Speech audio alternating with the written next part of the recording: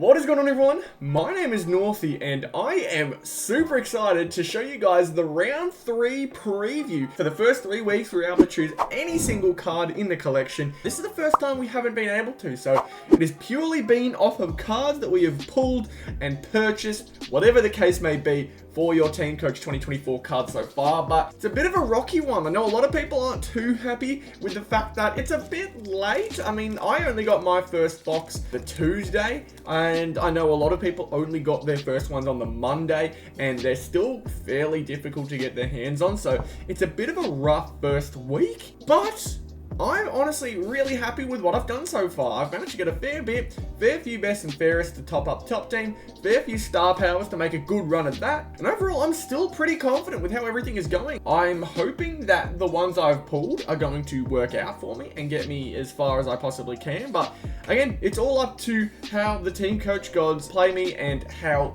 the AFL games turn out. So let's get into the website and have a look at how we're doing. So we're on the home page here, and like I mentioned, you can see in the middle, I think I said it for the review for last round, but the little thing in the middle is gone, so it is purely just competitions and such. I have already put in my gold wildcard code, so I actually have a gold wildcard competition entry, which is exciting. And so I can select everything, I can get involved. So that's going to be like deciding who I think is going to make the All-Australian team. There's some that I'm thinking will already make it. There's some that I'm hoping will. It's always really tough to go early, but it actually decides if you manage to get the correct one off the get-go, it's your best shot at winning a season prize. So I can only hope that maybe I can get lucky with that. I haven't entered it yet, but I definitely will at some point. All I know is that we're here for some games. I'm going to start off with the tips though, in the chance that maybe we can get ourselves a mini album and a pack of cards. I think that's the prizes for Teamcoach tips this year. So let's see, what can we do for round 3 this time around? I'm going to go Carlton. I think Carlton will beat North, unfortunately. Geelong v Hawthorn. I think Geelong will win there. And Western Bulldogs versus West Coast. I think Western Bulldogs, although West Coast last year did pick them off. We'll just have to see how it goes with that one. It could be a bit rough. Now, the battle of the losers, which is strange considering they both were grand finalists last year. It is at the Gabba. I think I'm going to go Brisbane win. I really don't know how I feel about picking this. I think I'm going to go Brisbane win, man. I may regret that one. We'll have to find out. Freo versus Adelaide at Fremantle, or at Optus Stadium. I'm going to go Freo. They've been pretty solid this year. Essendon versus St Kilda. I think with Peter Wright out, St Kilda firing on all forms, I'm going to go the Saints. Richmond versus Sydney. This should go to Sydney. Though Richmond, they've looked like they should be falling off, but for some reason they keep finding their way to make games close, so it could be a bit of a toughie. Port versus Melbourne at Port Adelaide. I'm going to go with Port Adelaide. I don't think they've been properly tested just yet, so this will be a good test of character for the boys. Well, that's what I'm going with. These are the teams that I am picking for round number 3, so let's hope it all goes well. I can only hope. That's all I can ever do, but this time with star powers, I've really got to hope with these ones. These are the players I am going with. So, you may be thinking, why Jordan Dawson? And honestly, I'm not too sure. I've just got a bit of a hunch, man. I thought Sheasel may be a safe pick. I know that Kelly and Anderson both aren't playing, so they are out of the question. Dacos is usually pretty safe, but I don't know how I feel. Dunkley's also a good choice. We could see how that goes. Brayshaw, not so good after last week. Rosie, Goulden, they're all so many good players, man, but for some reason, I am feeling a Jordan Dawson. I'm just going to go out on a hunch. I'm just going to do it. There's something calling for me to do it. So I just got to trust my gut, man. I've realized that's kind of the way you got to do with these things. Otherwise, you end up kicking yourself. You really do. So with midfield ball, I've gone with Sarong. He has just been the best player so far for the season. So Sarong, he is midfield ball. Defensive dynamo. Now this one's going to be tough. This one's going to be very tough. I'm going with Stewart purely based off the fact he had the most points last week, and he looks primed to do it again against a Hawthorn side who's probably going to find themselves kicking it to him a fair bit. He just puts himself in the right spot, and I'm not sure whether Hawthorn's game plan going forward is too structured and not just bomb it deep, which Stewart could probably work well with. So just got to hope that works out. Lukey Jackson is getting the next generation spot. There's all a bunch of players that could potentially get it, like you're seeing the likes of Wardlaw starting to do well. He got the Rising Star nomination. We got Lukey Jackson, who honestly, I don't even know if he is a next generation player anymore. I think he is generation. I think he is this generation. He is the new generation of players, not the next one, but Lukey Jackson, we're going to pick him. He's gotten a really good role in that ruck position for that team. And Maxi Gorn, consistently the best player in the Trailblazer section. So he is getting the spot. So that is what the silver team is looking like. The Ultra team looking a bit different. We can't just switch the same players in this time. I've got to use the ones I've pulled. And if you've been paying attention to the channel, there's only 2 team star powers I've pulled. But luckily there's some pretty good ones. Rosie is the team star powers mighty. I have gotten Connor Rosie. If I can find him, I'll show him off. There we are. We got the Connor Rosie right there. Hopefully that is actually in frame. Yep, you can see the green screen doesn't help it out a lot. But there's Connor. That's the beauty. And we've also got Jai Newcomb. There he is. Jai Newcomb in all his glory. He actually fades in with the green screen. That's kind of cool. That's not bad, but Teamcoach 2024, I'm so glad it's hit shelves, man, that I can show them off to you guys, but that is what we've got, and that is what we are looking at, so I am super keen to get this started, but I think the funniest part about this all is that my defensive dynamo is not the same. Reason why?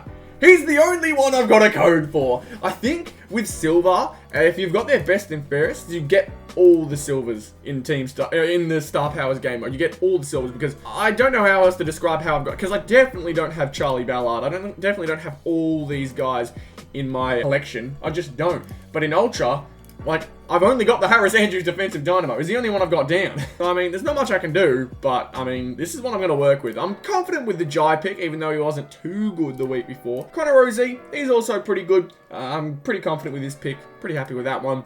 I'm just hopeful that these ones can do their role. Confident with these two. Harris may be the problem. We'll have to find out. Jai could have a good game. We just got to hope that we catch him on the good one.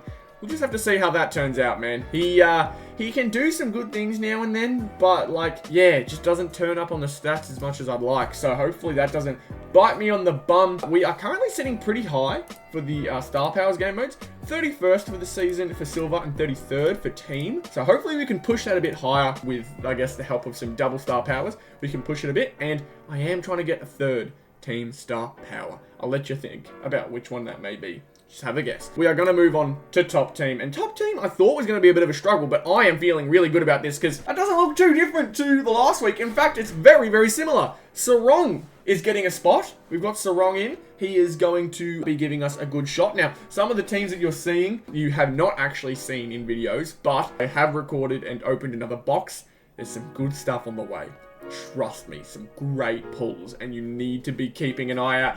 Definitely need to be subscribed if you haven't already. But you can see there, Fremantle, Caleb Sarong is going to be our midfield. I mean, like I said, he's been the best player so far. 143 for the season so far. So, yeah, I think that deserves a spot. Harry Sheasel is getting the backline spot. He is averaging so many points so far, man. He's just doing way too well. 121 for the season so far. Can't go wrong. Maxi Gorn gets the midfield ruck position again. You can see, second last week by 4 to Kieran Briggs, who's not much of a crazy upset. Like, it's not much to really worry about. And then Isaac Heaney, once again, a great game. One-upped by Papley.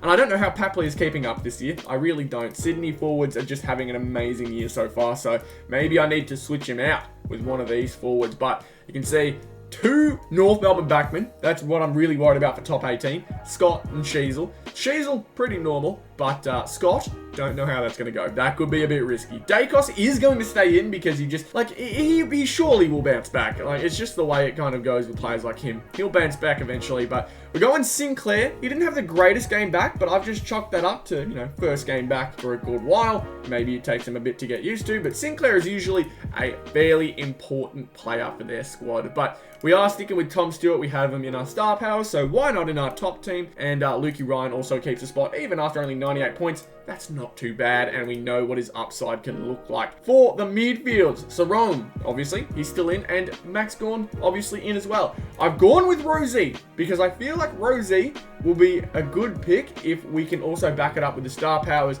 I'm just going to put all my faith in him this week. Goulden is getting the midfield shot as well. As per usual, he does pretty all right. Dunkley is coming back in place of Bontempelli because, little spoiler, I do not have the doggies best and fairest just yet, so Bont is going to have to wait. But we are going with Zachy Merritt. He has been under the radar for me for quite some time, so I thought, why not chuck him in? I think he's definitely earned his spot, averaging 124 for the season. You can see 4th best so far, so why not chuck him in? Why not at all? We're going to go to the forwards now, though. Lukey Jackson, like I mentioned, he is consistently doing quite well, so we're going to keep him in there. Two Carlton boys are in Mackay and Kono as they're up against North Melbourne, and their backline is like a towel. Very weak, but Heaney sticks in as well. We're going to go with Danaher again. It was a mistake last week, but surely that's just making up for a big week from him this time around. And Jeremy Cameron, he is getting to stay in the forward line as well. However, I have thought about switching him up. Tom Papley, of course, he consistently gets the nod sometimes. Brian Mize had a great week last week. My Supercoach team absolutely loved him, but I did not have him I think I did have him last... No, I didn't. I didn't have him last week, and that was a mistake. So Brian may be a good pick again. We'll see how it turns out, but I'm going to stick with this team for the moment. This is what I'm sticking with because our season rankings aren't too bad, especially for top 4. Top 4, we are 9th right now. That is not bad. That is pretty good, but for top 18, 46 is something we need to improve on. Got to get that lower for sure. So hopefully this week, with a load of cards that we've gotten, we can find a way to get ourselves a good set of teams, a good set of players, and some good scores. Anyway, that is all we have got for this week's preview. So a lot of excitement, a lot of fear. I'm really hopeful that I can manage to get a 3rd star power in time so that I can eventually put the code in and get myself some double points. That's all I can really hope for. Also, some more defensive dynamo cards would be pretty nice too, but I can't complain. I've had a lot of fun with Teamcoach so far this week. If you guys are enjoying it so far and are keen to see how your team goes, let me know how you are doing, what your team is looking like, and of course, like and subscribe to the channel as well. Become a member if you really enjoy the content you're seeing here as well. Helping me out in that way is so appreciated. You do not understand, but I appreciate everyone who just watches the video in the first place. It's very nice, and I'm really happy for it. So thank you very much for clicking on the video. Thank you so much for everything you do, and I will see you all in the next one. Goodbye.